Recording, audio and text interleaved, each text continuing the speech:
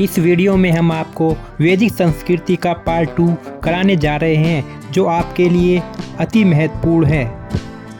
निम्नलिखित में किसका संकलन ऋग्वेद पर आधारित है? इसका सही आंसर होगा ऑप्शन बी सोमवेद। निम्नलिखित में कौन प्रस्थान त्रयी में शामिल नहीं है?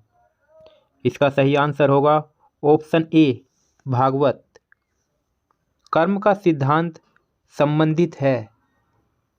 इसका सही आंसर होगा मीमांसा से, ऑप्शन बी। इनका आपस में मिलान करना है।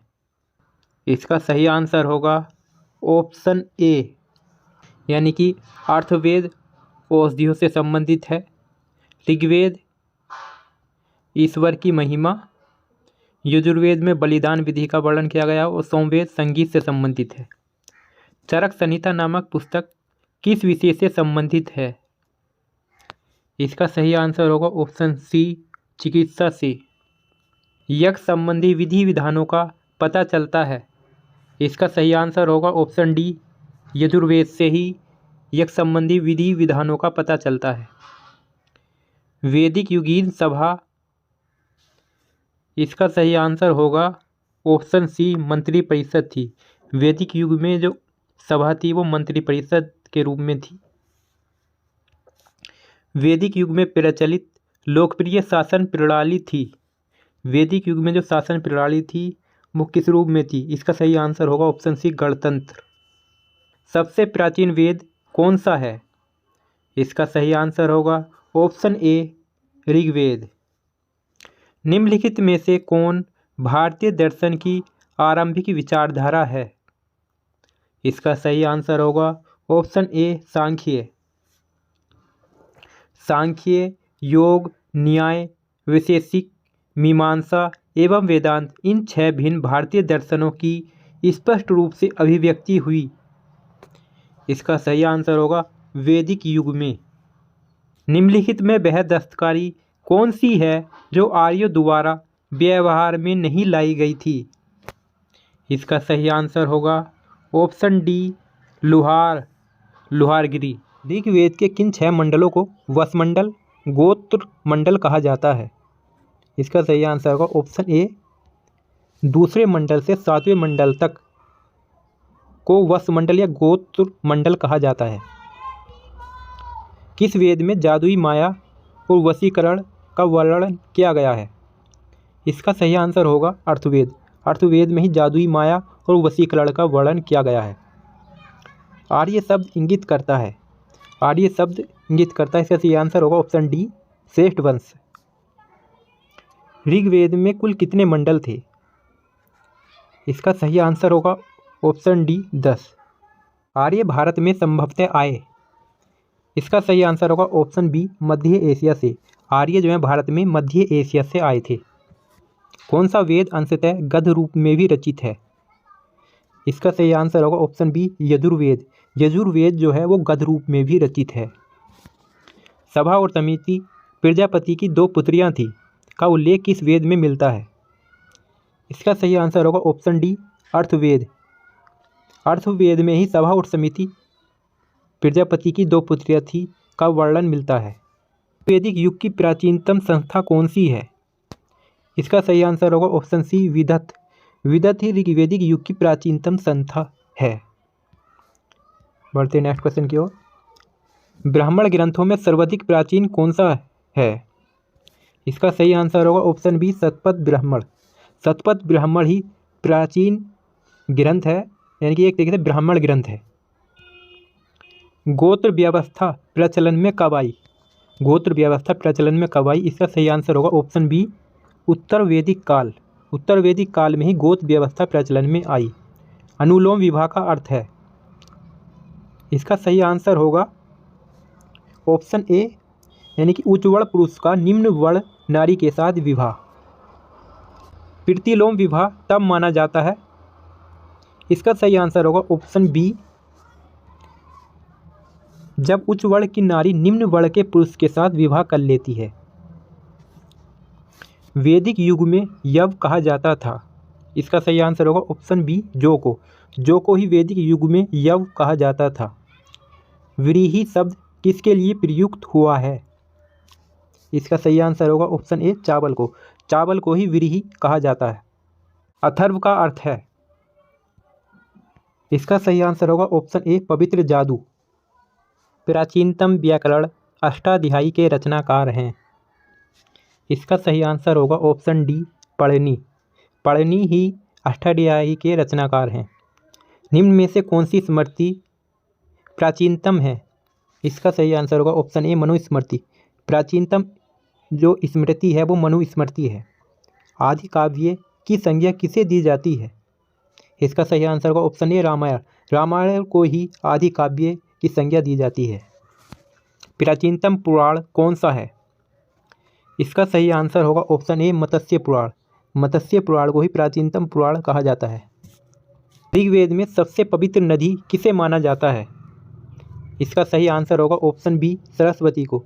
सरस्वती को ही ऋग्वेद में सबसे पवित्र नदी माना जाता है। वैदिक समाज की आधारभूत इकाई थी। इसका सही आंसर होगा ऑप्शन ए कुल कुटुंब। ऋग्वेदिक काल के उस सबसे प्रधान देवता की पहचान करें जिसकी स्तुति में 250 सूक्तों की रचना की गई थी। इसका सही आंसर होगा ऑप्शन ए इंद्र। किस वेद में सभा को नरिष्ट अर्थात सामूहिक वाद विवाद या अनुलंघनीय कहा गया है? इसका सही आंसर होगा ऑप्शन डी अथर्ववेद। किस रचना में नारी को सुरा और पाशा के साथ 3 प्रमुख बुराइयों में शामिल किया गया है? इसका सही आंसर होगा ऑप्शन ए मैत्रेयी संहिता। वैदिक काल में किस देवता को सर्वोच्च स्थान प्राप्त था? इसका सही आंसर होगा ऑप्शन ए प्रजापति को। प्रजापति देवता को ही उत्तर वैदिक काल में सर्वोच्च स्थान प्राप्त था। इनका आपस में मिलान करना है 87वें क्वेश्चन का। राजसूय यज्ञ ये राजा के सिंहासनारोहण से संबंधित यज्ञ था। अश्वमेध यज्ञ जो था एक राजनीतिक शक्ति बढ़ाने हेतु किया जाने वाला यज्ञ था। वाजपेय यज्ञ ये शौर्य प्रदर्शन व प्रजा के मनोरंजनार्थ किया जाने वाला यज्ञ था। अग्निष्ठोम यज्ञ देवताओं को प्रसन्न करने हेतु अग्नि को पशु बलि दिए जाने वाला एवं सोमरस का पान किया जाने वाला यज्ञ था। तो इसका आंसर होगा ऑप्शन ए। इनका भी आपस में मिलान करना है। ये नदियों के प्राचीन नाम है जो ऋग्वेद में वर्णित हैं और ये आधुनिक नाम है। परुशली नदी का आधुनिक नाम क्या है? इसका आधुनिक नाम रावी है, यानी कि ए का पहला हो जाएगा। परुशली नदी का आधुनिक नाम सतलज है, यानी बी का भी दूसरा हो जाएगा। सी अस्कनी नदी का नाम है चिनाब। विपाशा नदी का आधुनिक नाम है ब्यास। इसका सही आंसर होगा ऑप्शन ए। संस्कारों की कुल संख्या कितनी है?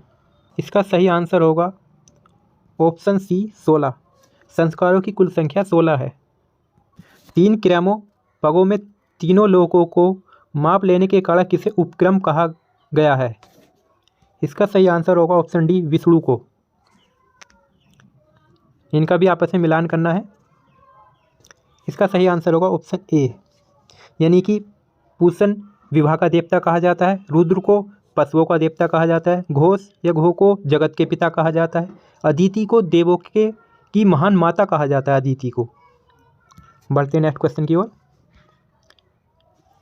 मनुस्मृति मुख्यतः संबंधित है। मनुस्मृति मुख्यतः संबंधित है। इसका सही आंसर होगा ऑप्शन ए समाज व्यवस्था से। गायत्री मंत्र की रचना किसने की थी? इसका सही आंसर होगा ऑप्शन बी विश्वामित्र ने ही गायत्री मंत्र की रचना की थी। अवेस्ता और ऋग्वेद में समानता है। अवेस्ता किस क्षेत्र से संबंधित है? इसका सही आंसर होगा ऑप्शन बी ईरान से। अवेस्ता ईरान से संबंधित है। इनमें हमें एक तरीके से गलत क्वेश्चन बताना है। इनमें से यानी 4 ऑप्शन दिए हुए, इनमें से कौन सा गलत है? ऋग्वेदिक आर्य जो थे वे अश्वों, रथों और काशियों के उपयोग से परिचित थे। ये भी सही है। ये भी सही है। वे लोहे के उपयोग से परिचित थे, यानी कि आर्य जो हैं लोहे से परिचित नहीं थे, यानी कि ये गलत है। इसका आंसर ये बी होगा। वे गो से परिचित थे जो संपत्ति का सर्वाधिक महत्वपूर्ण रूप थी, यानी कि वे गो से भी परिचित थे। वे ताम्र और आधुनिक हल फाल के उपयोग से परिचित थे, यानी कि वे तांबे से भी परिचित थे और आधुनिक हल से भी परिचित थे, यानी कि इसका आंसर होगा ऑप्शन बी, वे लोहे के उपयोग से परिचित थे। ऋग्वेद में निम्नलिखित किन नदियों का उल्लेख अफगानिस्तान के साथ आर्यों के संबंध का सूचक है? इसका सही आंसर होगा ऑप्शन सी, कुहा, क्रेमू। धर्म और ऋतु भारत की प्राचीन वैदिक संस्कृति के एक केंद्रीय विचार को चित्रित करते हैं। इस संदर्भ में निम्नलिखित कथनों पर विचार कीजिए। इसका सही आंसर होगा ऑप्शन सी, आर्यों के आर्कटिक होम सिद्धांत का पक्ष किसने लिया था? इसका सही आंसर होगा ऑप्शन सी, बीजी तिलक ने ही आर्यों के आर्कटिक होम सिद्धांत का पक्ष लिया था। ये वैदिक नदियां हैं और आधुनिक इनके नाम है, इनका आपस में मिलान करना है। कुभा जो है ये काबुल से संबंधित है, इस ए का दूसरा हो जाएगा। बी, परसुड़ी नदी जो है ये रावी का प्राचीन नाम है। सदानीरा इसका आधुनिक नाम गंडक है और सतुद्री का आधुनिक नाम सतलज है।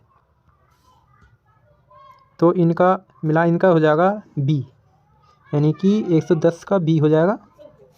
ऋग्वेद में सूक्त हैं, इसका सही आंसर होगा ऑप्शन सी, 1028। पूर्ववैदिक आर्यों का धर्म प्रमुखतः था। इसका सही आंसर होगा ऑप्शन सी, प्रकृति पूजा और यज्ञ। पतंजलि कौन था? इसका सही आंसर होगा ऑप्शन डी, पढ़नी के संस्कृत व्याकरण अष्टाध्यायी का एक टीकाकार। शतपथ ब्राह्मण से संबंधित राजा विदेत माधव से संबंधित ऋषि थे। इसका सही आंसर होगा ऑप्शन डी, ऋषि गौतम रहुगढ़।